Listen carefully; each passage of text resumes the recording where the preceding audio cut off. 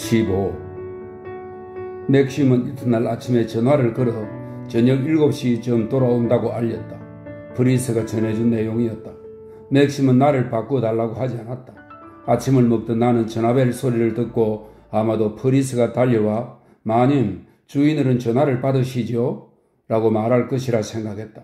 그래서 막 냅킨을 내려놓고 일어서려는 참이었는데 프리스가 식당으로 되돌아와 통화 내용을 전한 것이다. 프리스는 내가 일어나 문 쪽으로 가려는 것을 보고 주인어른은 전화를 끊으셨습니다. 7시쯤 돌아오신다는 것 외에 다른 말씀은 없으셨습니다. 라고 덧붙였다. 나는 다시 의자에 앉아 냅킨을 집어들었다. 자리에서 벌떡 일어나 움직인 나를 프리스는 분명 성급하고 바보스럽게 여겼을 것이다. 알았어요, 프리스. 고마워요. 나는 아까 먹던 달걀과 베이컨에 다시 포크를 댔다. 제스퍼는 내 발밑에, 늙은 개는 구석의 바구니 안에 있었다. 하루 종일 뭘 하면 좋을까? 전날 밤을 설쳤다. 혼자 잤기 때문이리라. 자주 깨어 별로 움직이지 않은 시계 바늘을 확인해야 했다. 잠깐씩 잠이 들면 여기저기 돌아다니는 꿈을 꾸었다. 맥심과 둘이서 숲길을 걷기도 했다. 약간 앞서가는 맥심을 따라잡을 수가 없었다. 그의 얼굴도 보이지 않았다. 늘 앞서 걷는 뒷모습만 보일 뿐이었다. 아침에 일어났을 때 베개가 젖은 것을 보면 자면서 울었던 모양이었다. 거울을 보니 눈도 부어 있었다. 그래서인지 얼굴이 영 보기 싫었다. 나는 조금이라도 생기 있어 보이려고 볼에 살짝 연지를 발랐다. 하지만 더 보기 싫게 되고 말았다. 엉터리 광대 같았다. 볼연지 바르는 법을 잘 몰랐기 때문이다. 허를 지나 아침을 먹으러 갈 때 로버트는 이상하다는 듯 내 얼굴을 바라보았다. 10시쯤 되었을까? 테라스에 나가 새들에게 빵 부스러기를 주고 있는데 전화벨이 울렸다. 이번에는 내가 받아야 하는 전화였다. 프리스가 들어와 레이시 여사가 통화하고 싶어 한다고 전했다. 안녕하셨어요, 비어트리스? 그래요. 올케도 잘 있었어요? 전화 목소리도 비어트리스답게 활기가 넘쳤고 어딘지 이성적이고 남성적이었다. 비어트리스는 내 대답도 기다리지 않은 제 말을 이었다. 오늘 오후에 할머니를 뵈러 갈까 하는데 올케에서 한 30km 떨어진 곳에서 점심 약속이 있어요. 오후에 내가 올케를 태우러 가면 어떨까? 이제 올케도 할머니께 인사드릴 때가 되었잖아. 좋아요. 내가 3시 30분쯤에 거리로 갈게. 자이스는 런던에서 맥심을 만났다고 하더군. 음식이 형편없었지만 와인은 훌륭했다나? 그럼 이따 만납시다. 딸깍 소리와 함께 전화가 끊어졌다. 나는 다시 정원으로 나왔다. 비어트리스가 전화를 걸어 함께 할머니를 보러 가자고 제안해 준 것이 고마웠다. 덕분에 단조로운 시간에서 벗어날 기회가 생긴 것이다. 저녁 7시까지는 남은 시간이 너무도 길지 않은가? 오늘은 휴일처럼 자유로운 기분이 들지 않았고 제스퍼를 데리고 행복의 계곡을 통해 해변으로 내려가 돌을 던지고 싶은 마음도 없었다. 해방감은 사라졌다. 편한 신발을 신고 잔디밭을 가로질러 뛰어가고픈 아이 같은 바람도 더 이상 없었다. 나는 책과 신문을 챙겨 장미 정원으로 나가 앉았다. 벌들이 꽃 사이를 날아다니며 붕붕거리는 동안 나는 햇살을 받으며 하품을 했다. 나는 신문기사에 집중하려고 또 손에 든 소설의 줄거리에 몰두하려고 애썼다. 어제 오후의 일에 대해 댄버스 부인에 대해 생각하고 싶지 않았다. 그 순간 부인이 집안에 있다는 사실도 잊고 싶었다. 어느 창문에선가 나를 내려다보고 있을지 모를 일이었다. 나는 간혹 고개를 들어 정원을 바라보았다. 어쩐지 혼자 있는 것 같지 않은 기분이었다. 맨들리 저택에는 창이 아주 많았다. 맥심의 아버지나 할아버지 때 하인도 훨씬 많고 행사도 많았던 그 시절에는 다 사용했을 방들이 이제는 먼지막이 천에서 덮인 채 쓸쓸히 방치되어 있는 것이다. 댄버스 부인은 그중 어느 방이든 문을 열고 들어가 커튼 뒤에서 가만히 나를 지켜볼 수 있었다. 내게 들킬 리는 없었다. 내가 몸을 돌려 창문들을 쳐다본다 해도 어차피 부인의 모습은 보이지 않을 것이었다. 어린 시절 이웃에 사는 또래들과 했던 놀이가 생각났다. 술래가 한 구석에 뒤돌아서고 나머지 아이들은 슬금슬금 술래 쪽으로 다가간다. 술래가 열을 센 후 획 돌아보았을 때 누군가 하나라도 움직이고 있었다면 모두 뒤로 물러나 처음부터 다시 시작해야 한다. 하지만 개 중에는 대담하고 몸이 가벼운 아이가 있게 마련이다. 뒤돌아 열을 세고 있는 술래에게 몰래 다가가 등을 탁 치면서 신나게 웃어대는 그런 아이 말이다. 나는 술래가 되어 댄버스 부인과 그 놀이를 하고 있는 양 긴장이 되었다. 마침내 길었던 오전이 지나고 점심시간이 되었다.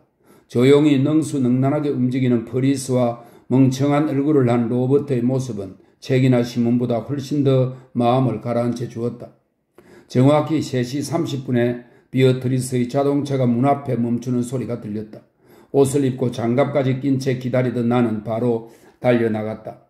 자, 이제 도착했어요. 정말 날씨가 좋지? 비어트리스는 차에서 내려 나를 맞았다. 그리고 뺨에 가벼운 입맞춤을 해주고 내 뒷머리를 살짝 쓰다듬었다. 좋지 않아 보이네. 얼굴이 여유없고 창백해. 무슨 일이 있나요? 비어트리스는 나를 잠시 살펴본 뒤 바로 물었다. 아무 일 없어요. 전 본래 혈색 좋은 사람은 아니잖아요. 나는 우물쭈물 대답했다. 이런 지난번에 만났을 때와 비교해도 아주 다른걸. 아마 이탈리아에서 태웠던 피부가 원래대로 돌아간 탓이겠죠?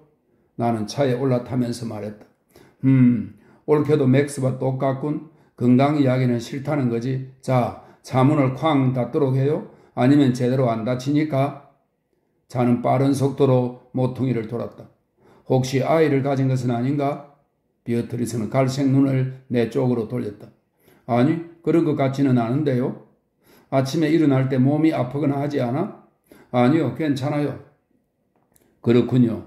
하긴 누구나 똑같은 정세를 보이지는 않지. 난 로즈를 가졌을 때 아주 멀쩡했어요. 9달 내내 기운이 넘쳤지. 심지어는 애 낳기 전날에도 골프를 쳤으니 말이야. 자연적인 현상에 당황하거나 할 필요는 조금도 없어요. 조금이라도 이상하다 싶으면 바로 얘기하도록 해요. 아니, 정말로 아무 일 없는걸요? 머지않아 대를 이을 아들이 태어나면 좋겠어요. 맥심이 얼마나 기뻐할까? 혹시라도 피임이나 이런 건 하지 않으면 좋겠네. 물론 그렇지는 않아요. 나는 참으로 기이한 대화라고 생각하며 대답했다. 혹시라도 마음 상하거나 놀라지는 마요. 요즘 사람들은 임신을 그저 귀찮은 일로 생각하기에 하는 말이었어. 사냥을 나가고 싶은데 아기 때문에 누워있어야 하는 걸 참을 수 없다는 거지. 그런 이유로 이혼까지 하더군. 올케 같은 경우는 그럴 걱정이 없어 다행이에요. 아기가 있다고 그림을 못 그리는 것은 아니니까. 참, 요즘은 뭘 그렸나요? 요즘은 별로 그리지 못했네요. 그랬어요? 날씨가 이렇게 좋은데 그저 접이식 의자와 연필만 들고 가면 되잖아요. 아, 내가 보낸 선물은 마음에 들었나요? 그럼요, 멋진 선물이었어요. 비어트리스는 기쁜 표정이었다. 마음에 들었다니 정말 다행이네. 차는 계속 속도를 높였다.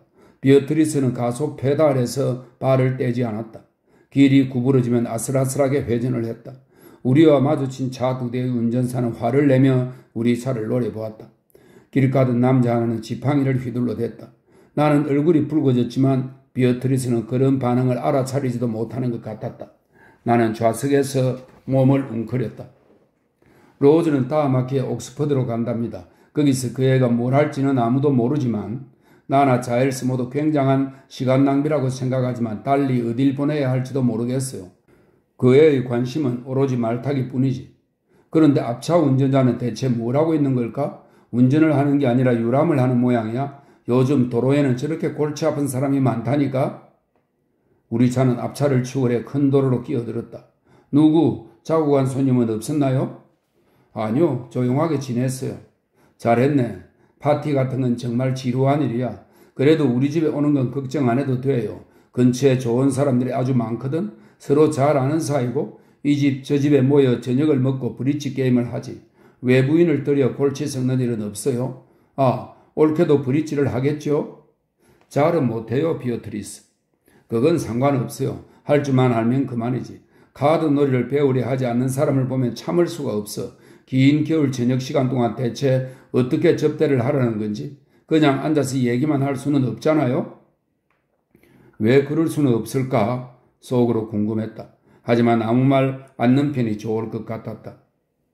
로즈가 다 커서 참 좋아. 로즈 친구들이 찾아오면 아주 재미있거든. 지난 크리스마스 때 올케도 함께 있어야 했어. 우리는 몸짓 알아맞히기를 했지. 정말 얼마나 우스웠는지.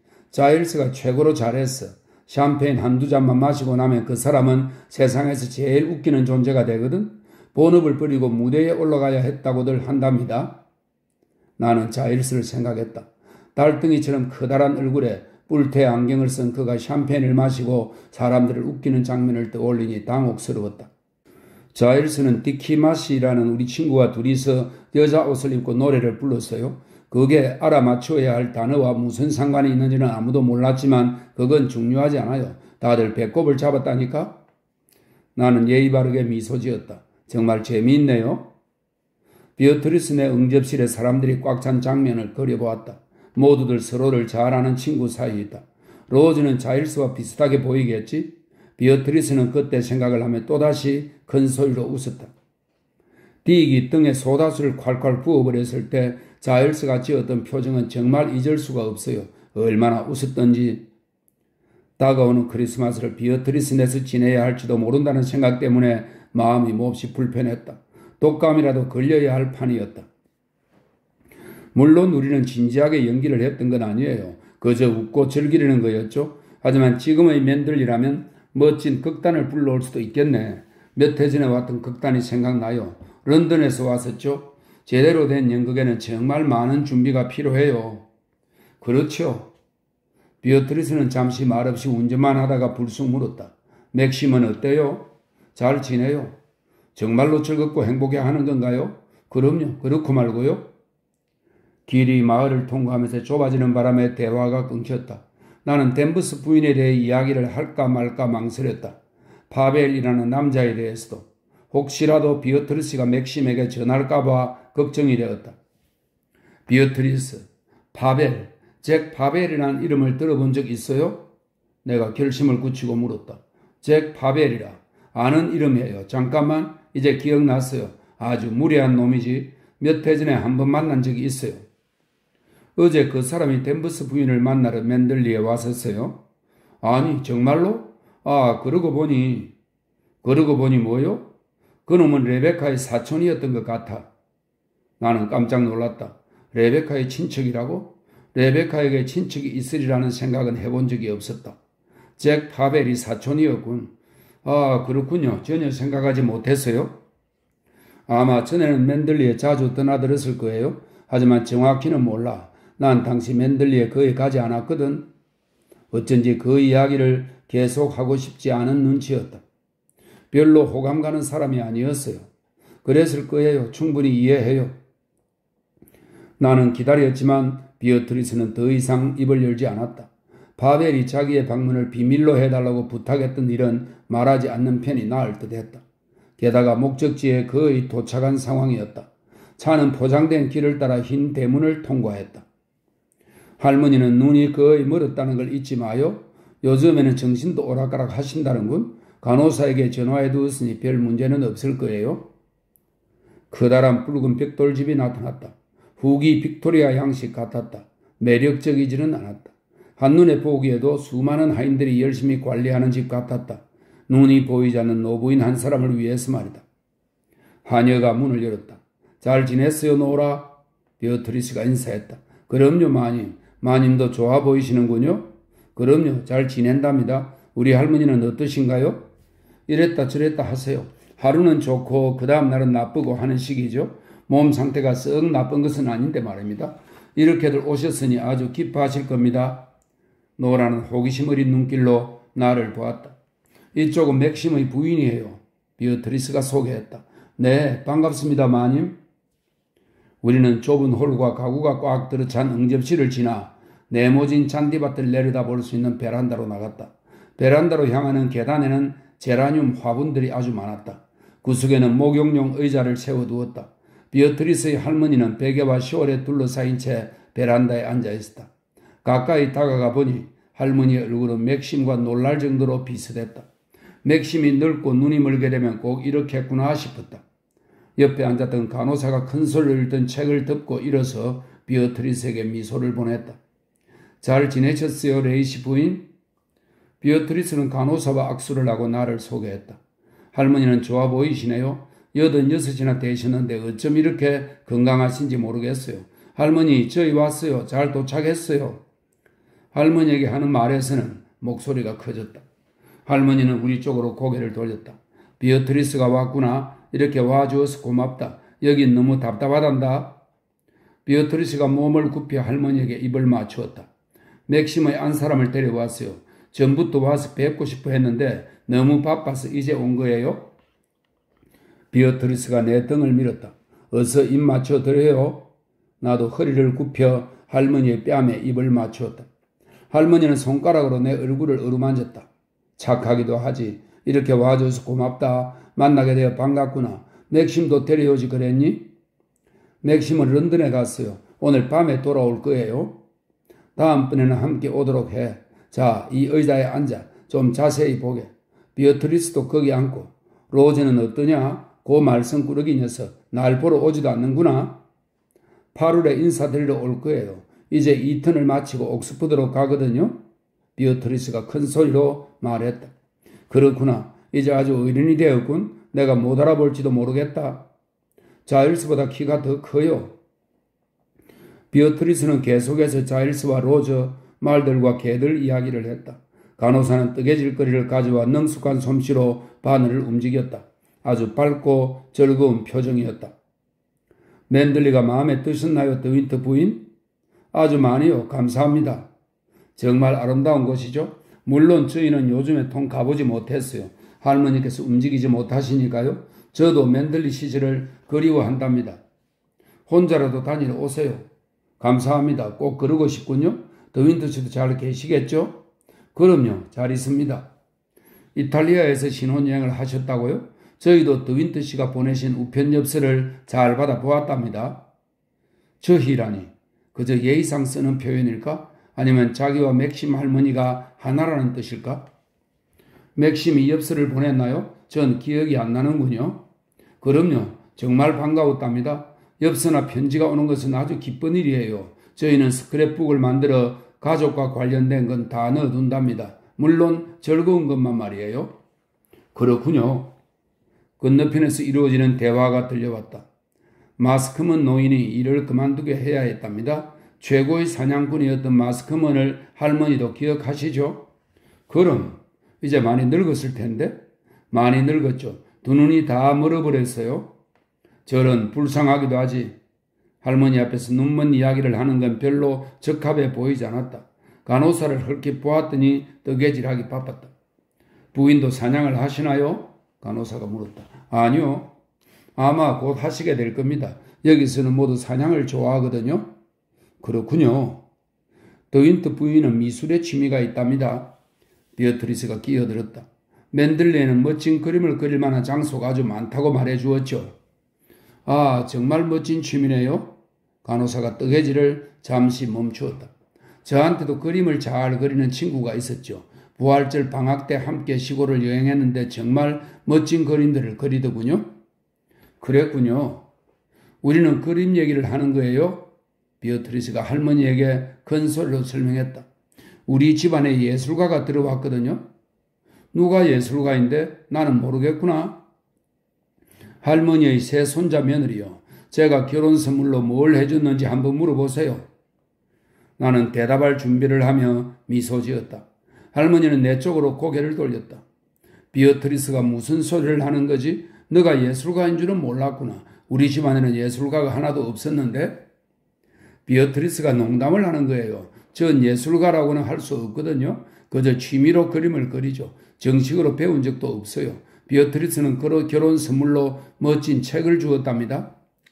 책을 주었다고? 서재에 그토록 책이 많은데 또 책을 선물하다니. 할머니는 큰 소리로 웃었다. 우리도 함께 웃었다. 내 취미 얘기는 거기서 끝났으면 싶었지만 비어트리스가 또다시 얘기를 꺼냈다. 할머니가 몰라서 그래요. 그냥 책이 아니라니까요. 예술에 대한 4권짜리 책이에요. 간호사도 몸을 굽히고 말을 보탰다. 더윈터 부인이 취미로 그림을 그리신대요. 그래서 결혼 선물로 그림에 관련된 4권짜리 책을 주셨다는 거예요? 우스운 일이구나. 결혼 선물로 책을 주다니. 내가 결혼할 때는 아무도 책을 선물하지 않았어. 만약 그랬대도 난 읽지 않았을 게다. 할머니는 다시 웃었다. 비어트리스는 조금 기분이 상한 모양이었다. 나는 달래주려고 미소를 지어 보였지만 비어트리스는 보지 못한 모양이었다. 간호사는 다시 뜨개질을 시작했다. 이제 차를 마셔야겠어. 아직도 4시 반이 안 된 게야. 노라는 왜 이렇게 차를 안 가져오지? 할머니가 투덜거렸다. 그렇게 점심을 많이 드셨는데 벌써 시장하신 거예요? 간호사가 일어나더니 환하게 웃었다. 나는 피곤했다. 노인들은 왜 이렇게 사람을 부담스럽게 하는 걸까? 어린아이나 강아지라면 이렇게 예의를 차릴 필요 없으니 훨씬 나았을 것이다. 난 누가 어떤 말을 하든 맞장구 칠 준비를 한 채 무릎에 손을 얹고 앉아 있었다. 간호사가 할머니의 베개 위치를 조정하고 쇼를 다시 덮어주었다. 맥심의 할머니는 간호사가 하는 대로 가만히 참고 있었다. 피곤한 듯 눈을 감았는데 그러니까 훨씬 더 맥심과 비슷했다. 젊었을 때의 할머니는 어땠을까? 키 크고 잘생긴 부인이 주머니에 설탕을 넣고 치마를 살짝 들어올린 채 마구간을 누비는 모습이 그려졌다. 꽉 졸라맨 허리에 목깃이 높게 달린 옷을 입었겠지? 2시까지 마차를 준비하라는 목소리가 들리는 듯 했다. 이제는 다 지나가 버린 일이었다. 할머니는 벌써 40년 전에 남편을 그리고 15년 전에는 아들을 떠나보냈다. 마침내 죽음이 찾아올 마지막 날까지 간호사와 함께 이 벽돌집에서 살아야 한다. 노인들의 심정에 대해 우리는 얼마나 아는 것이 없는지, 아이들이 어떤 두려움과 희망, 믿음을 가지는지 우리는 알고 있다. 어제까지 아이였으니 기억이 생생한 것이다. 하지만 눈이 먼 채 쇼를 두르고 저렇게 앉아있는 맥심의 할머니는 대체 무엇을 생각하고 무엇을 느끼는 걸까? 비어트리스가 하품을 하며 연신 시계를 보는 것은 알까?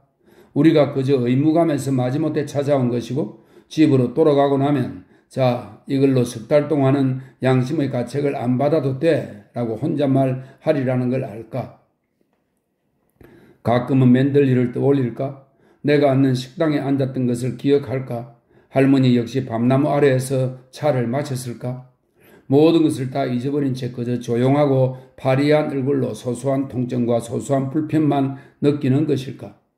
햇살이 따뜻하면 기뻐하고 바람이 차면 질색하면서 할 수만 있다면 그 주름진 얼굴을 썰어 세월의 흔적을 지워버리고 싶었다.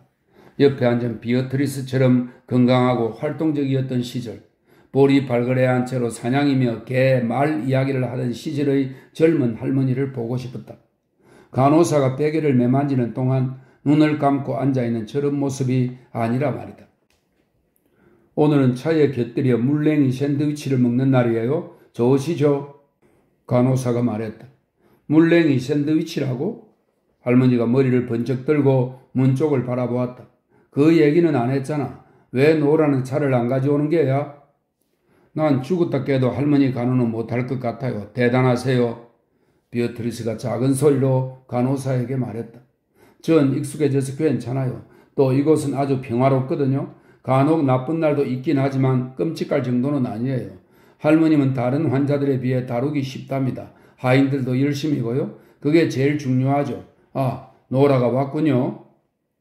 작은 테이블과 눈처럼 흰 테이블 보가 들어왔다. 왜 이렇게 꾸물거리는 게냐? 할머니가 투덜거렸다. 이제 막 30분이 되었는걸요? 노라는 간호사와 비슷한 밝고 명랑한 목소리로 대답했다. 맥심의 할머니는 사람들이 자기한테 말할 때 다들 비슷한 어조가 된다는 걸 알까? 나는 궁금했다. 처음으로 그런 어조를 들었을 때에는 알아차리셨을 테지. 그러면서 내가 늙었다고 생각하나 보군? 우스운 일이야? 라고 생각했을지도 몰라.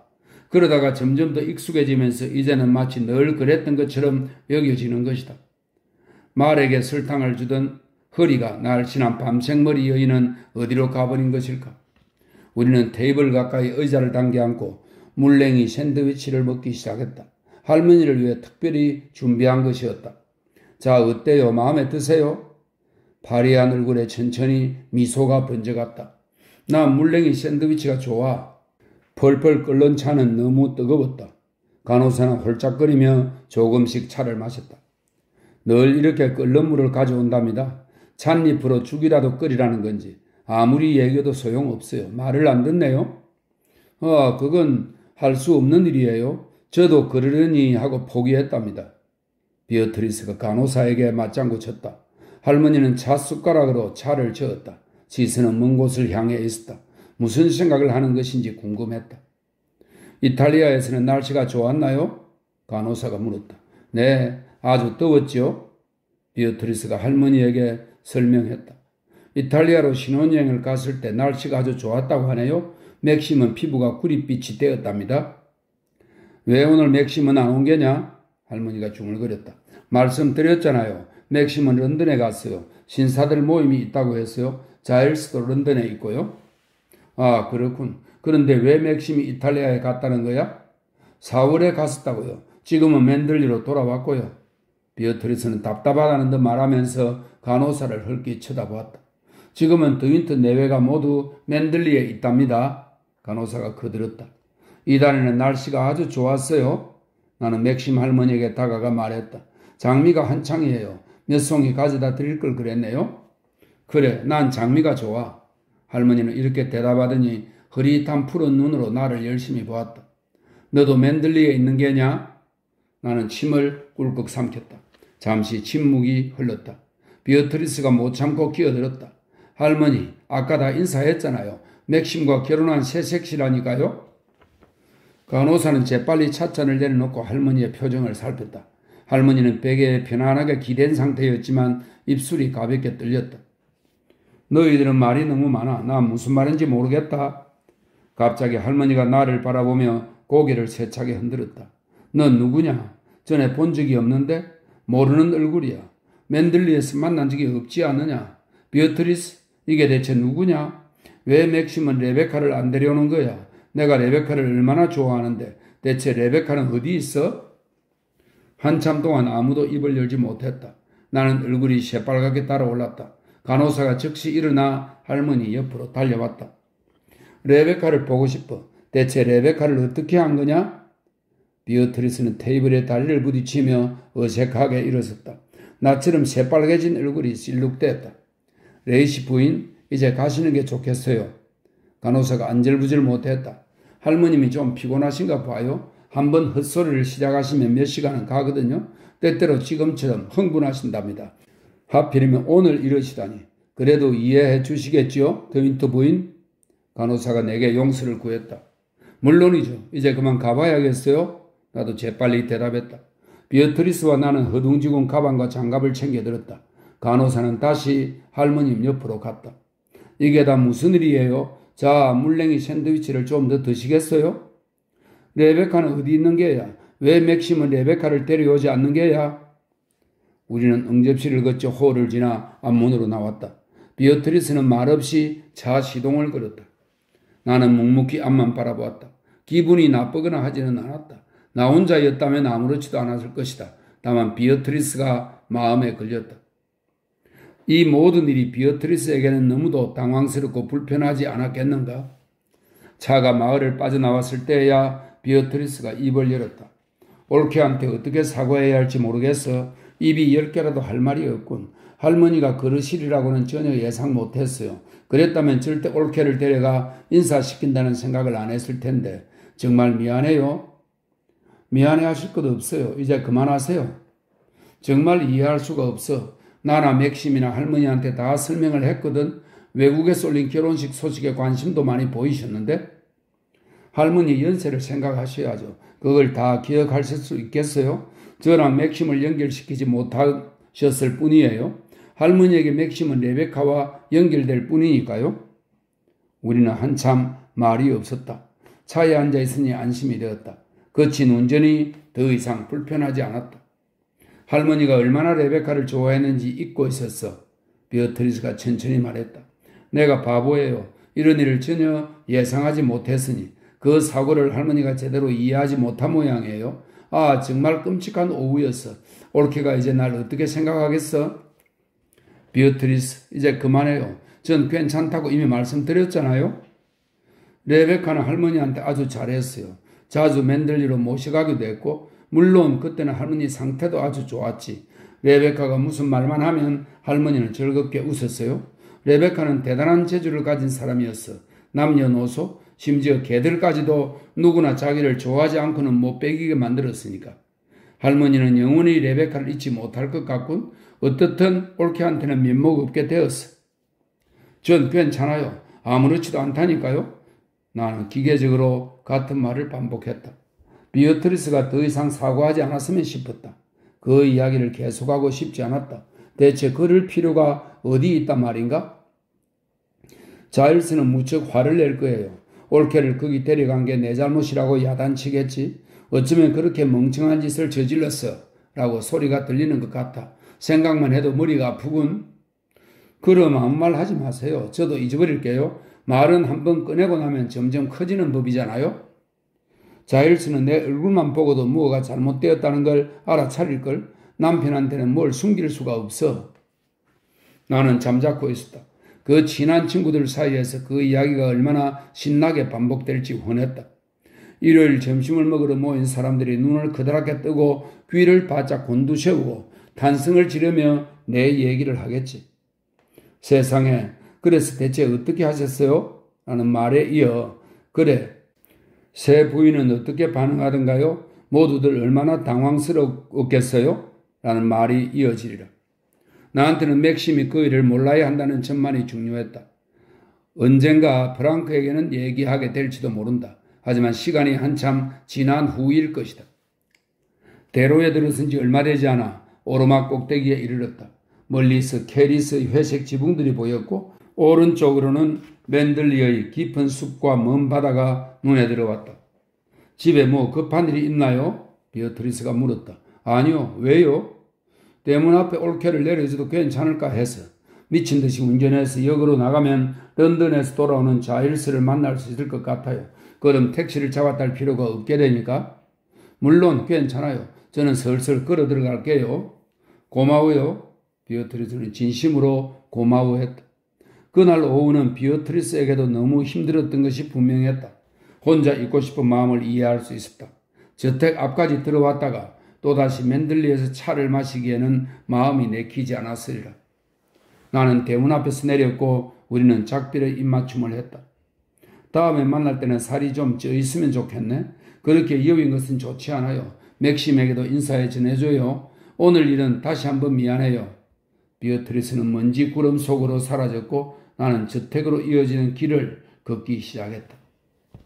이 길은 맥심의 할머니가 마차로 오가던 시절에 비해 얼마나 달라졌을까. 그때의 할머니는 나처럼 젊은 여자였을 테고 문지기 아내에게 미소를 보냈을 테지. 그때는 문지기 아내가 넓은 치마를 입고 허리 굽혀 공손히 절을 했을지도 모른다. 지금은 살짝 고개를 숙여 보이고는 뒷마당에서 고양이들과 놀고 있는 어린 아들을 부르느라 바쁘지만 말이다.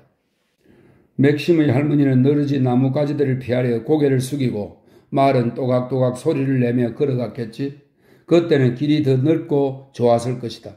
머리 위로 나뭇가지가 이렇게 뒤엉키지도 않았으리라. 나는 베개를 받치고 쇼를 두르고 앉아있던 할머니의 모습보다는 젊은 시절 맨들리의 안주인이었던 할머니의 모습이 왠지 더 또렷했다. 정원에서 어린 꼬마, 즉 맥심의 아버지를 데리고 산책하는 모습도 그려졌다. 장난감 목마를 타고 노는 그 소녀는 헐렁한 재킷을 입고 흰 깃을 달고 있었겠지. 종종 해변으로 소풍도 나갔으리라. 찾아보면 사진도 나올 것이다. 식탁보를 깔아놓은 주위에 온 식구들이 꼿꼿하게 둘러앉은 모습을 찍은 사진. 하인들은 저 뒤쪽에서 커다란 점심 바구니를 풀고 있을 테고 그때보다 나이든 할머니 모습도 떠올랐다. 지팡이를 짚고 맨들리의 테라스로 걸어나갔겠지. 키가 크고 늘씬한 아름다운 여자가 할머니를 부축하며 웃고 있다. 모두에게 사랑받는 재주를 가진 사람이었다고 비어트리스는 말했지. 누구나 금방 좋아하고 사랑하게 된다는 사람. 긴 길이 거의 다 끝났을 때 저택 앞에 서 있는 맥심의 차가 보였다. 가슴이 뛰었다. 나는 홀로 뛰어들어갔다. 테이블에는 그의 모자와 장갑이 놓여 있었다. 서재로 들어가려고 할 때 말소리가 들렸다. 맥심이 큰 소리로 무언가 말하고 있었다. 문은 닫힌 채였다. 나는 문 앞에서 망설였다. 내 이름으로 편지를 써서 그가 두 번 다시 맨들리에 오지 못하게 해요. 알겠소? 누구한테 들은 얘기인지는 중요하지 않아요. 어제 오후에 그의 차가 여기 있었다는 걸 우연히 알게 되었을 뿐이니까. 굳이 만나고 싶다면 맨들리 바깥에서 만나면 되지 않소? 나는 그가 이 집 대문을 넘어오는 게 싫은 거요. 알아들었소? 이것이 마지막 경고요? 나는 계단 쪽으로 물러났다. 서재 문이 열리는 소리가 들리자 재빨리 계단을 올라가 발코니 쪽에 숨었다. 댄버스 부인이 서재에서 나와 등 뒤로 문을 닫았다. 얼핏 본 댄버스 부인의 얼굴은 분노에 가득 차 있었다. 소름이 끼쳤다. 부인은 조용히 계단을 올라와 저택 서쪽으로 이어지는 문으로 사라졌다. 나는 잠시 기다렸다. 그리고 계단을 내려가 서재로 들어갔다. 맥심은 편지 다발을 손에 든 채 등을 돌리고 창가에 서 있었다. 한순간 나는 조용히 뒤돌아 나가 위층의 내 방에서 기다려야 하나 생각했다. 하지만 맥심은 내가 들어가는 소리를 들었는지 획 돌아섰다. 이번엔 또 누구요? 나는 미소 지으며 팔을 활짝 벌렸다. 저 왔어요. 아, 당신이군. 그가 무언가에 무척 화가 났다는 것이 한눈에 보였다. 인매가 딱딱하게 굳었고 콧구멍도 오그라들어 있었다. 그래, 혼자서 어떻게 지냈소? 그는 이렇게 물으면서 내 이마에 입을 맞추고 안아주었다. 아주 오랫동안 헤어졌다가 만난 것 같은 기분이었다. 당신 할머님을 뵈러 갔었어요. 비어트리스가 오후에 데리러 왔었죠. 할머니는 어떠셨소? 잘 계세요. 비어트리스는 어떻게 된 거요? 자일스를 만나러 급히 갔어요. 우리는 창가 의자에 나란히 앉았다. 나는 그의 손을 내 손으로 감쌌다. 당신이 멀리 가버리니 힘들었어요. 얼마나 보고 싶었는지 몰라요. 그랬소? 우리는 잠시 말없이 그렇게 손을 잡은 채 앉아있었다. 런던은 덥던가요? 아주 더웠어. 난 정말 런던이 싫소. 맥심은 방금 댄버스 부인과 언성 높였던 일을 내게 이야기해 줄까? 궁금했다. 대체 누구한테서 파벨 이야기를 들은 걸까? 뭐 걱정거리라도 있어요? 힘든 하루였어. 그 거리를 24시간 만에 왕복하는 건 누구에게든 힘든 일이요. 그는 자리에서 일어나 담뱃불을 붙였다. 나는 그가 댄버스 부인의 일을 이야기하지 않으리라는 것을 알았다. 저도 피곤해요. 여러모로 힘든 날이었어요. 나는 천천히 말했다.